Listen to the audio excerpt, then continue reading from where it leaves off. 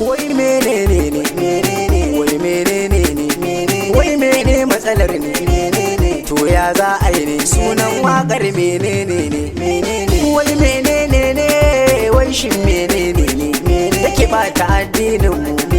har da al'adar mu, da imanin mu, da batircin mu, da samartakar mu, da kai nake farawa, Allah sarki mai iko, almajiri ne gunka jalla nake yin roƙo, rabbi na gode ma, kai ke ban yin ma, kai kai ni nake waka Allah bayan kaina ba, rabbi ƙara salati ga sayyar sadati, baban Fatima Fati, sha'irin ka ne ni annabi yaban ka ban daina ba, ta ina zan fara ne, to ya za a yi ne, bayanin wakar ne, sunan wakar menene ne, yan matan yanzu da samarin yanzu dukkan mu fa kuɗi muke so, arzikin wanda fa muke so, gaba ɗaya mun lalace, na rantse mun susuci, muna shaye-shaye wanda yake haukatarwa, ana ta zazzarewa, wanda ka san sha'ada na rantse ya sauyawa, saboda ya koma shaye-shaye, mutuwar zuciya shaye-shaye, gaba ɗaya kowa na yi, ba madan ba matan ba, ba yaran ba manyan ba, matasa na son aure,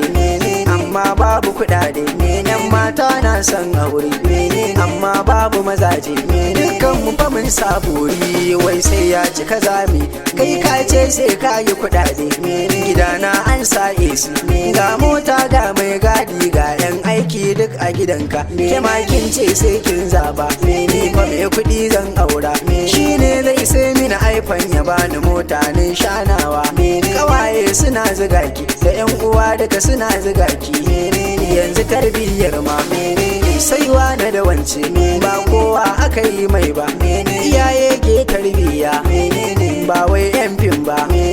ba mai waka ba, ba kuma mai DJ ba,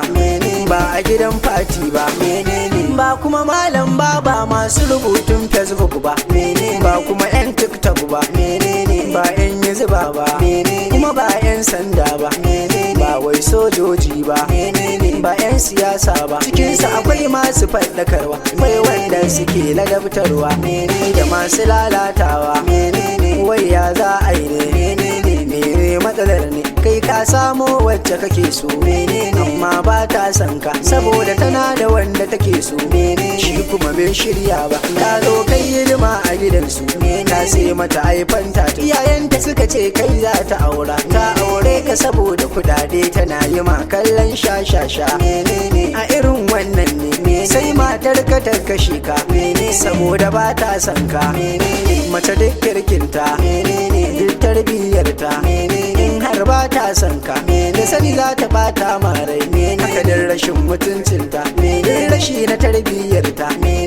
in har tana son ka za ta ma abin da kake so, don Allah iyaye,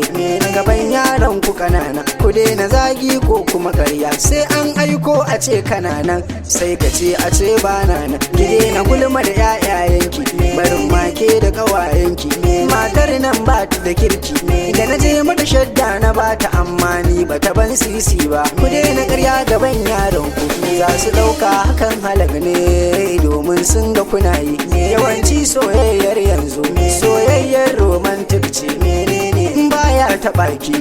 wai shi bai waye ba, shawara ga ku yan mata, duk saurayin da ya zo gunki, da ya ƙoƙarin ya taɓa ki, iwin da za a ka miki ɗauki,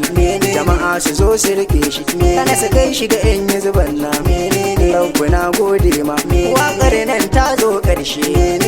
abu atwak ne, aminin uskar ne, kuma amini na sumal boyi mai waƙar gobe ta Allah ce, alhamdulillah.